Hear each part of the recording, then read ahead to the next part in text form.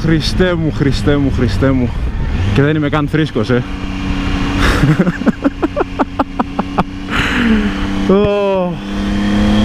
Λοιπόν, παιδάκια και κοριτσάκια και αγοράκια και όποιοι άλλοι βλέπετε, είναι ένα πολύ δύσκολο συναίσθημα να περιγράψω με λόγια αυτό που κάνω αυτή τη στιγμή, αυτό που ζω αυτή τη στιγμή μάλλον, διότι είναι συναίσθημα, πράξη, αντίληψη, χαρά, excitement, είναι όλα αυτά τα πράγματα μαζί. Και όπως καταλαβαίνετε, είναι πάρα πολύ δύσκολο να τα εξηγήσεις σε κάποιον με λόγια. Παρ' όλα αυτά,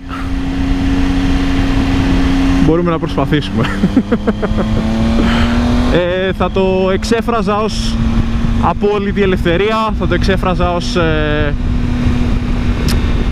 το νόημα της ζωής, σε εισαγωγικά, εντάξει, λίγο παρατραβημένο αυτό, αλλά δεν είναι πολύ μακριά από την έννοια αυτής της φράσης. Οπότε, ναι, θα χρησιμοποιήσω αυτά τα λόγια, αν μου επιτρέπετε. Λοιπόν, γιατί ο Χριστόφορος πήρε Tiger? Λοιπόν, ο Χριστόφορος πήρε Tiger επειδή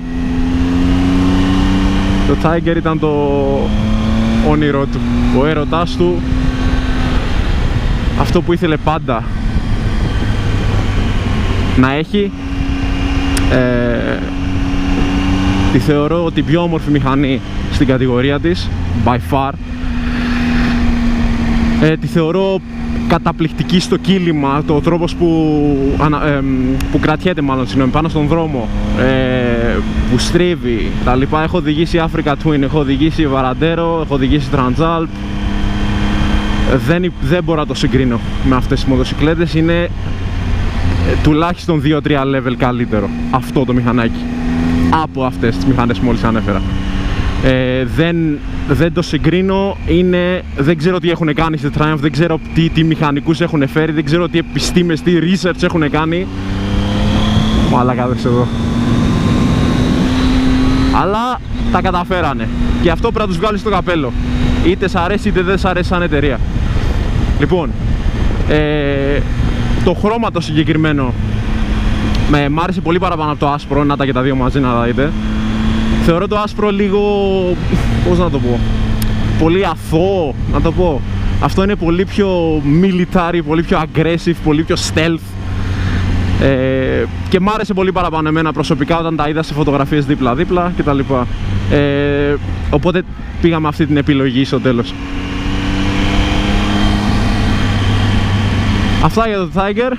Τα χιλιόμετρα της για την ώρα τα έχω πάει στα 1526 και την έχω περίπου ένα μήνα.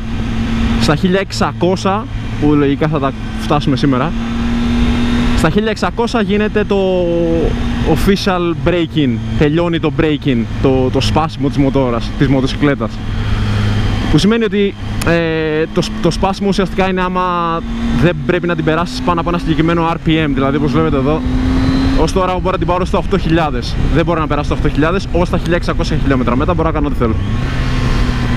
Λοιπόν, είμαστε στα βουνά της Κύπρου, κατευθυνόμαστε προς τον αγρό για ακόμη μια φορά, καταπληκτική διαδρομή με τα σύννεφα. Είμαι ο μόνος μοτοσυκλετιστής στον δρόμο που είδα σήμερα, δεν πέρασα κανέναν άλλον με μηχανή. Είναι Τρίτη είναι, οπότε δεν έχει ψυχή όπως καταλαβαίνετε, μεσημεράκι, αν και φαίνεται ότι είναι απόγευμα με τα σύννεφα. Έχω τα heated grips, τα οποία ήταν στάνταρ πάνω στη Tiger, όπως ήταν και το cruise control, το οποίο γαμάει στο highway. Και είμαι πολύ ζεστούλης, ανετούλης, δεν έχω οποιοδήποτε θέμα. Έχω βάλει και το αντιανεμικό κασκόλα, στο πούμε, μηχανής, οπότε είμαι μια χαρά.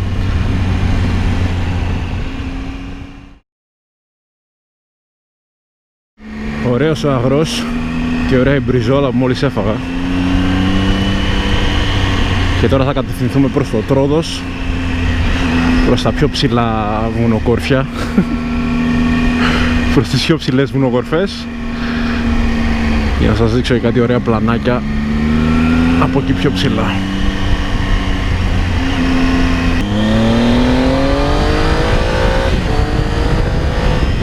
Δεν θες τίποτα παραπάνω, αυτό το έχω ξαναπεί, δεν θες 1200 cc για μηχανή, πιστεύω ότι είναι πολύ βαριά μετά. δεν είναι το... πώς το λέμε, δεν είναι το ιδανικό σενάριο να έχεις μια Βαραντέρο, κατά τη γνώμη μου.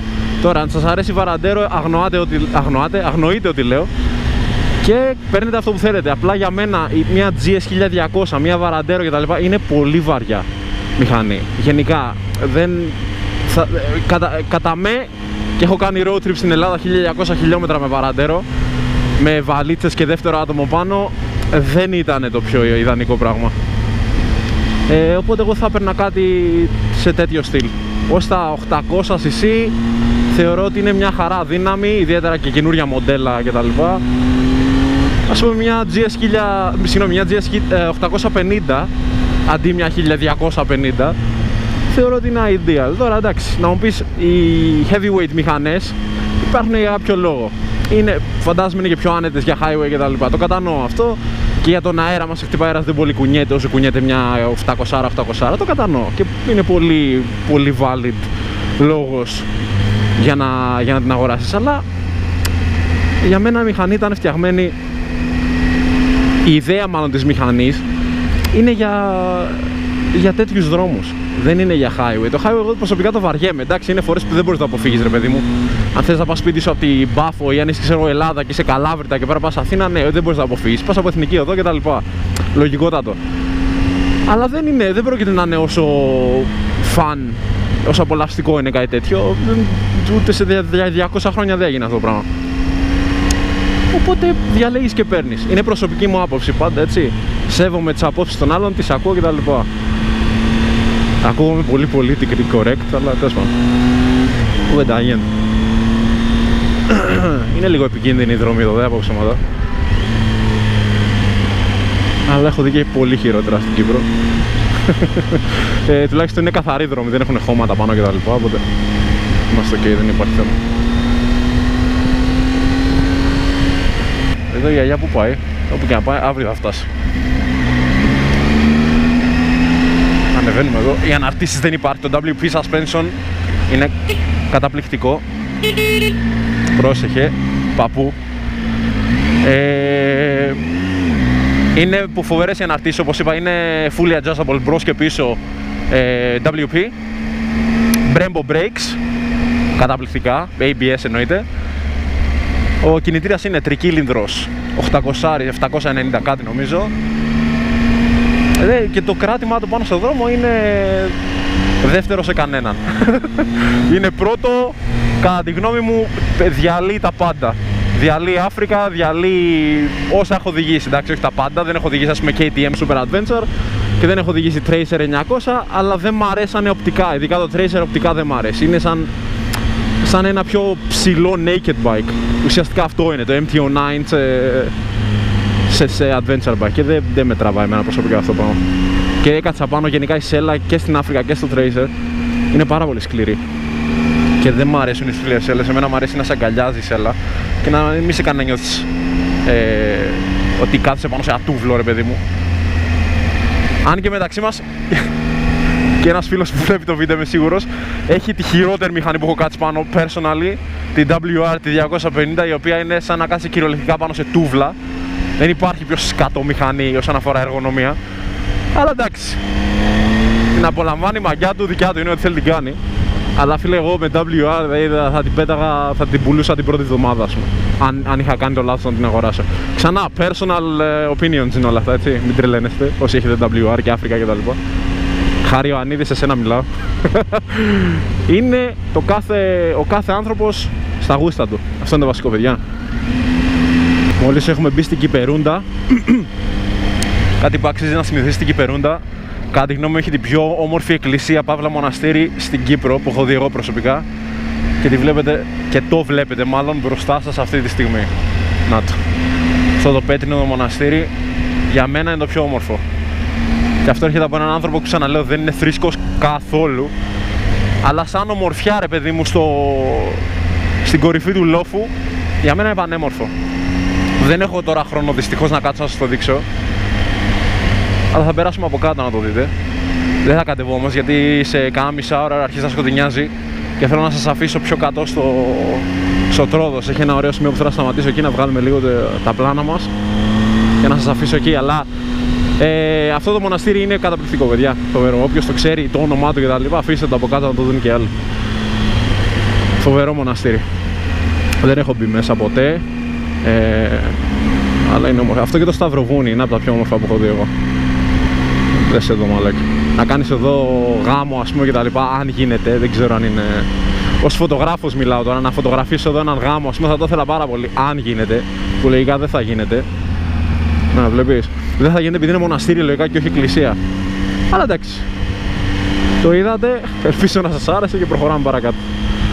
Και κάτι άλλο για την Κυπερούντα που αξίζει να σημειωθεί, έχει ξανασημειωθεί στο παρελθόν σε βίντεο μου, που σας είχα πει για την κουβέντα με δάγκο στο σκύλο όταν ήμουν μωρό και μου άνοιξε όλο το μάγουλο και τρέχανε τα αίματα και τα ζουμιά και όλα και τα σάλια του σκύλου μαζί.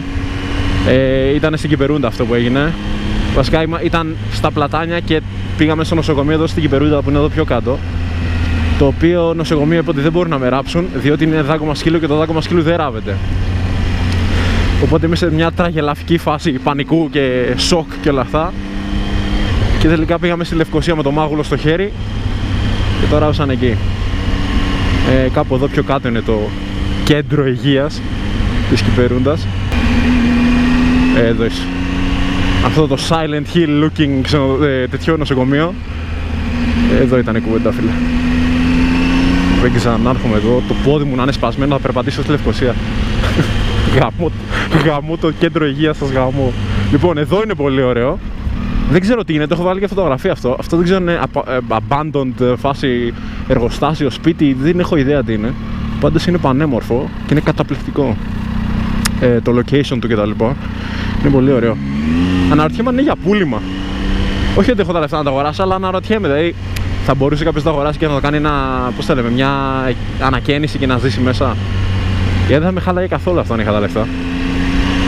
Είναι ωραία περιοχή εδώ πάνω, αν εξαιρέσεις το κέντρο υγείας, πάντα.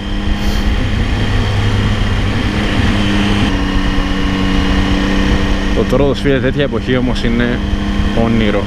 Όνειρο. Και γενικά το χειμώνα δεν χιονίζει, εδώ κάτω χιονίζει πολύ λίγο, πιο πάνω στην πλατεία χιονίζει παραπάνω, οπότε δεν θα χρειαστείς αλυσίδες για να ανεβείς πάνω με αυτοκίνητο. Εκτός αν πας τελείως πάνω, σε χιονίστρα, ας πούμε, προς την πλατεία πάνω. Τότε εκεί παίζει να χρειαστείς, αλλά μιλάμε τώρα για Γενάρη-Φεβράρι, έτσι, για κάνα μήνα μόνο. Δεν είναι παραπάνω. Εδώ χάλια οι δρόμοι όμως πολύ και δεν ξέρω γιατί. Δεν ήταν τόσο χάλια τελευταία φορά που ήρθα. Έχει καιρό να έρθω, αλλά δεν ήταν τόσο χαλιά, το θυμάμαι πολύ καλά, είναι πολύ καλύτερη δρόμη. Τι έγινε ρε μαλάκα? Σας πληρώνει η κυβέρνηση? Δεν τα πληρώνει μάλλον η κυβέρνηση?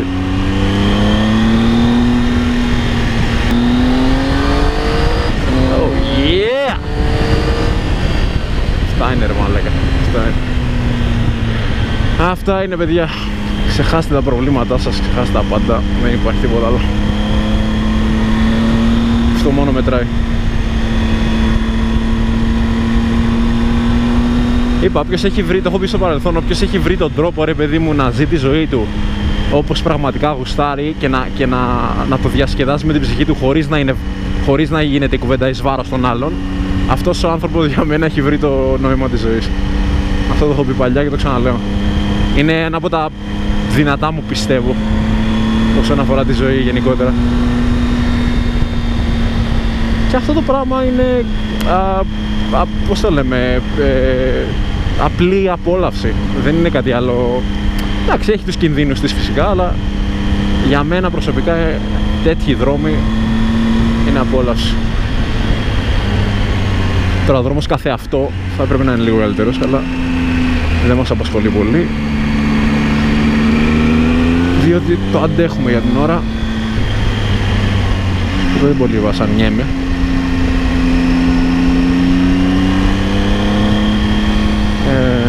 Εδώ είμαστε. Εδώ είμαστε. Εδώ σας λέω goodbye εγώ, επειδή άρχισε να σκοτεινιάζει λίγο. Να σας βγάλω ένα τελικό πλάνο εδώ.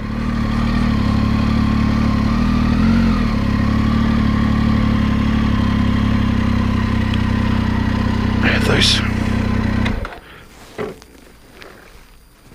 Here you are. Oh, κοίτα εδώ ρε μαλάκα. Εντάξει.